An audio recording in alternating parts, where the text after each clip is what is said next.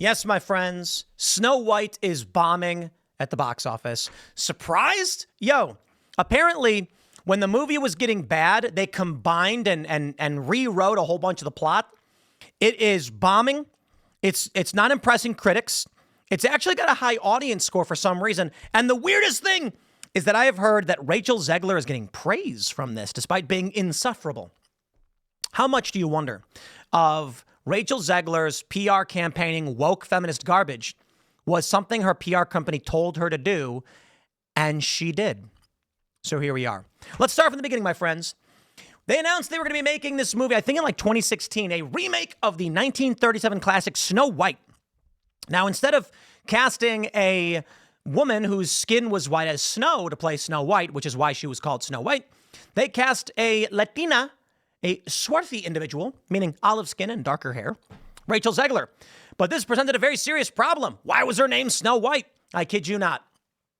They named her Snow White, spoiler alert, because a snowstorm happened when she was born. Okay, so then along comes Peter Dinklage. Peter Dinklage says, "You're going to have 7 dwarves? What is going on? Is this backwards?" So then it gets leaked, these images of the 7 companions. Apparently, after the backlash, they rewrote it to do the dwarves and the bandits.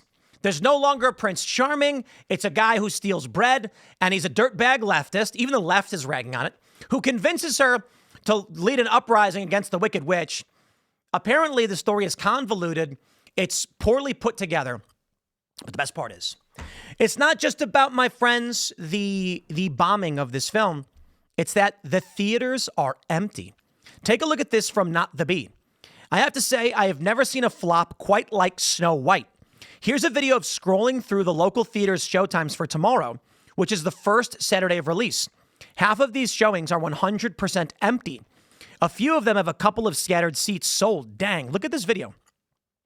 So this is Sinopolis, and they're looking at the various times for Disney's Snow White, and you can see none of the seats have been selected. They're all available. Yo, gotta be honest. I ain't going to see this movie. Are you? Some of you might have. Some of you had to. I know our friends over at Pop Culture Crisis, Brett Dasovic and Mary Morgan, watched that show Monday through Friday at 3 o'clock live. They had to go see it. And so they did. And oh boy, is it bad. Not only do we have this video from Not the Bee, where they're scrolling through the website and all of the seats are basically available. Nobody's seeing the movie. Take a look at this from Daily Mail. Snow White and the empty cinemas. Embarrassing photos show deserted theaters with no bookings in prime time slots as Wokebuster becomes hilariously abysmal. So here you can see somebody filmed a video. We don't need any of that audio. And the theater's totally empty. That's crazy. And that's not the only one. Look at this one. So many people here to watch Snow White. To be fair, this clip right here actually was from a video where they show the screen and then show the audience is empty. Yeah, real bad. Here's Kangmin Lee saying, opening Friday night for Disney's Snow White in IMAX. Only one person bought a ticket. Dude, this is crazy. This is AMC IMAX for a Disney release. Get woke, go broke. That's nuts, man. And I've seen some of the reviews, and they're actually saying that Rachel Zegler's performance was pretty good. I don't know. I saw a clip where one of the songs in the movie, I ain't going to see this movie, to be honest. The Prince is playing acoustic, and they've done one of the songs as like a folk sing-along, and I was like, stop. I can't claw my ears out. I need them. That's how bad it was. Off! Ian Miles Chong tweeted, prior to Snow White's release, actress Rachel Zegler told her critics that audiences would wait in line to see her. Snow White is the lowest performing Disney movie in decades. No one waited in line to see it. Are you kidding? To everyone who hates when I win, the winged victory came to the Louvre in pieces, and people still line up to see her. And I can only hope that despite my flaws, and despite my cracks and my breaks, and there are many of them, that at every premiere and everything I do, people will wait in line to see. Oh, no.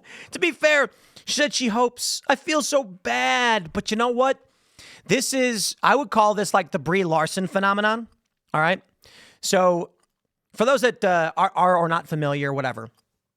Brie Larson was supposed to be the new hero of the Marvel Cinematic Universe, a multi-billion-dollar franchise, and she gone. That's so crazy, man. A multi-billion-dollar franchise. Wow. Down the gutter. Down the gutter because they wanted to get woke, and thus they've gone broke. So here we are. Snow White bombed. And she did all of these press junkets where she was like, this is not 1937. She's not waiting for the prince. She's not dreaming of who she's going to marry. She's going to be the leader she knows she can be. Nobody wants to watch that. Women don't want to watch that. Women want the prince. Sorry. I don't know why that's so offensive to feminists that women want a good husband. What's wrong with that? Men want good wives. Men want to save the woman. Women want the man who will protect them. What is wrong with that? See, like, these feminists live in this world where a man opening the door for you is offensive. Not literally all of them, but enough of them, right? So when you have a story, the original Snow White, what is it? That her parents are dead. The Wicked Witch is like, mirror on the wall, who's the fairest? And the mirror is like, you are. Until one day he's like, actually, Snow White is. And she's like, huntsman, go kill Snow White. The huntsman's like, I can't do it. Quick, run. So she goes and she stumbles upon the cottage of dwarves, and it's a disaster. So she cleans it up while singing a song with animals. The dwarves come back and they're like, what did you do? And then they're like, let's live together. We'll take care of you. Now when the Wicked Witch finds out she's still alive, she says, I'll poison her. The weirdest thing about it is that she convinced Snow White to eat an apple that had poison in it, but not poison that would kill her, poison that would just put her to sleep until she got kissed by her true love. Okay. Well, the prince was looking for her, and Rachel Zegler said he was stalking her. That is cringe. That is cringe. That's what they called it. And that was the original film. The Wicked Witch dies when she's like on a cliffside and gets struck by lightning or something. So not even like a heroic defeat. In this movie, apparently it ends with a Diddy party. That's what people are calling it. She convinces the soldiers to turn against the evil queen by remembering their names. She's like, remember Jim? Or whatever the guy's name is. I don't know. And then the Wicked Witch goes to the mirror and she screams and then kills herself. And I'm not kidding. That's actually what apparently the story is. I mean, the story's pretty wonky as it is, to be fair. It's one of the highest grossing films of all time. Adjusted for inflation, it's around $2.2 or $2.3 billion for Snow White.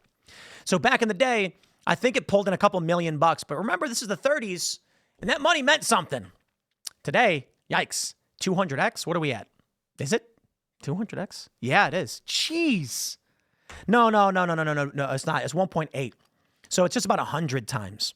That's kind of sad, man. It does break my heart, to be honest, that you've got this classic film which set the tone for an industry. It created a juggernaut of a media company. And what ends up happening is they chase after this garbage that we know does not work, and they ruin it.